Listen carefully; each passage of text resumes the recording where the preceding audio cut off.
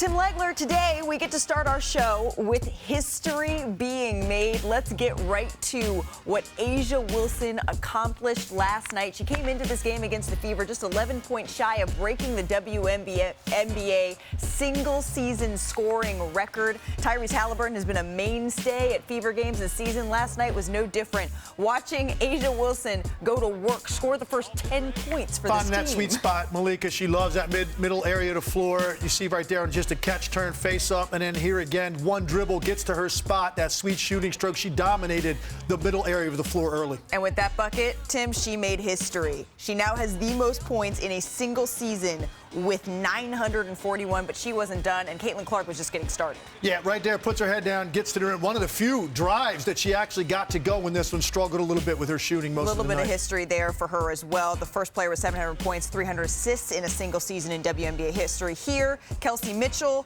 pulls up for a deep three, trying to get the Fever within range now, within just 4 points, and then Caitlin Clark going to work here. Tough bucket and one. Tough one-on-one, playing through the contact, gets one to go, and the free throw. Teammates loving it, but A'ja Wilson, just an absolute force. Too much, too much. You see some defenders sometimes just shake their head. What are you supposed to do with all that size and talent and shooting touch? So the Aces head into the fourth with a 7-point lead. A'ja Wilson just can get her shot anywhere. Yeah, and the Fever just continued to stay within striking distance, but it felt like every time they were ready to make that run to take the lead, maybe A'ja Wilson did something again offensively, getting to the spots that she loves to operate. She almost lost it there, but then stays with it.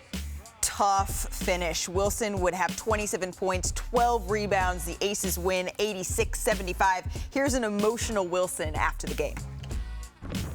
And I'm trying not to get emotional, because I'm gonna cry with you.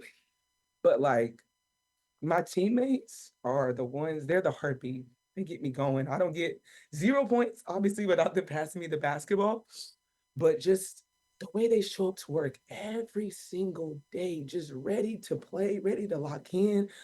Things we go through in our personal lives, we lock in each other every single day. And that's what you see on the court. So the points are great. They're going to always be there. I'm never going to stop shooting. But the group that we have in this locker room is something that I'm so genuinely happy to be around. So I'm blessed. I'm super blessed to be able to do what I do with the people that I do, and I credit it all to them. The passion, the emotion, that's just awesome. And good on A'ja for sharing that with us. It's been a historic season for Wilson. Her 956 points are the new single-season benchmark for the WNBA. She's just 44 points shy of being the first player to 1,000 points in a season.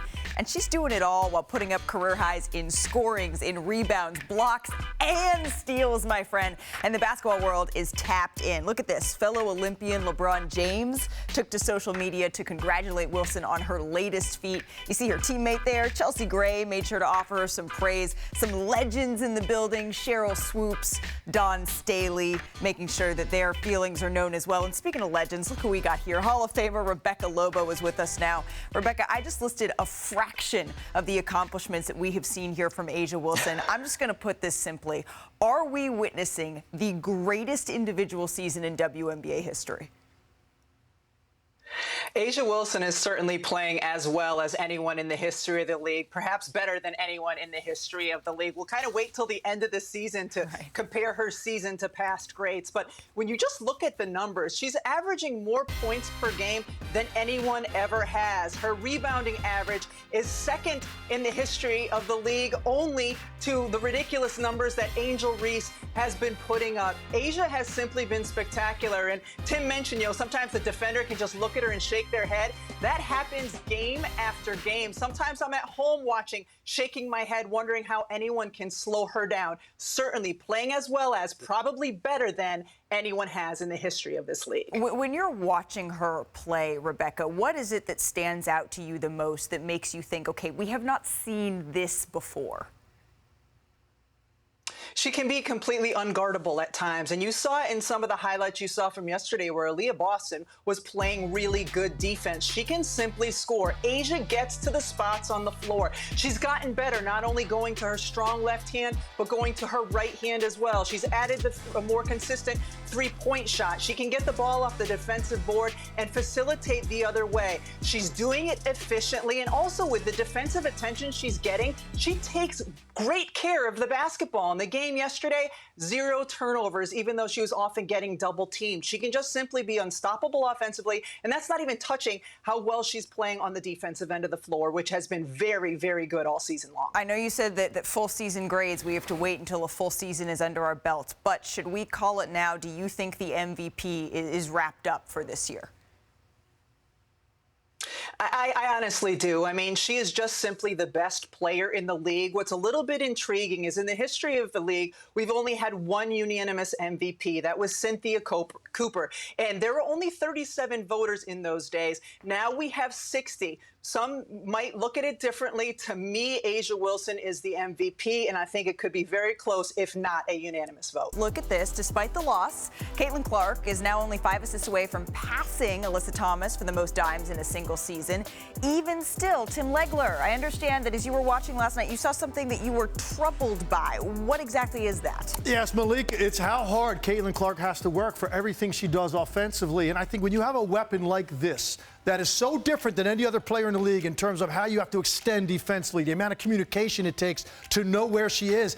I'd like to see more stuff involving her off the ball. This is going to be post-split action 101. Very simple stuff. Throw the ball into the post, and the feeder goes and screens for another player. Golden State Warriors run this better than any team in the league. This is what I think they need to do more of. Now, this is the best attempt of the 3 examples right here, what I'm about to show you. But again, it's not great spacing. It's not great player positioning at the start of it. Ideally, when you run post-split action, you'd like to have the entry feeder there and then that second player right there. Ball goes in, and then these 2 players interact. They try this, but you see where Caitlin Clark is on the weak side of the floor, the spacing and how the distances that she has to run to get herself involved in the offense. It's not great, but the ball does go in. Now, after this, the next part is this. This has to be a screen, and I put some of this on Caitlin Clark. She goes too soon, and she doesn't go tight enough to the screen. But ideally, what you're looking at is trying to get a screen here after the ball's in the post, bringing this player off, give her time to get over here. And what happens is, with a player like Caitlin Clark, a player like Steph Curry, inevitably, it causes miscommunications.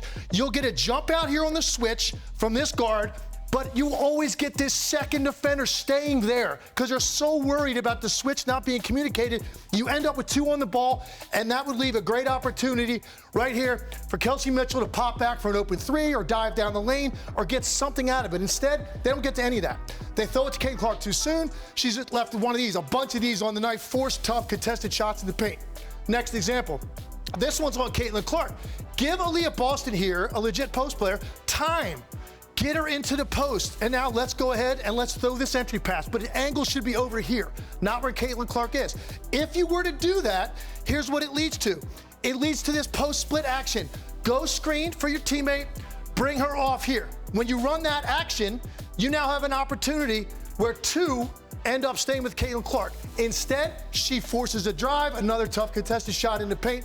Final one right here. Katie Lou Samuelson, I know she's not one of your better ball handlers, but the ball needs to advance over here to the wing to get that spacing you want. Again, you've got a post player down here. Throw the ball into the post, and then let's go get this action where you run the split with Caitlin Clark bringing her off to the ball. And again, you force things like miscommunications where you get 2 jumping to the ball and you get a wide open shot from one of your best shooters, Samuelson stepping back. Instead, she picks it up, never goes into post.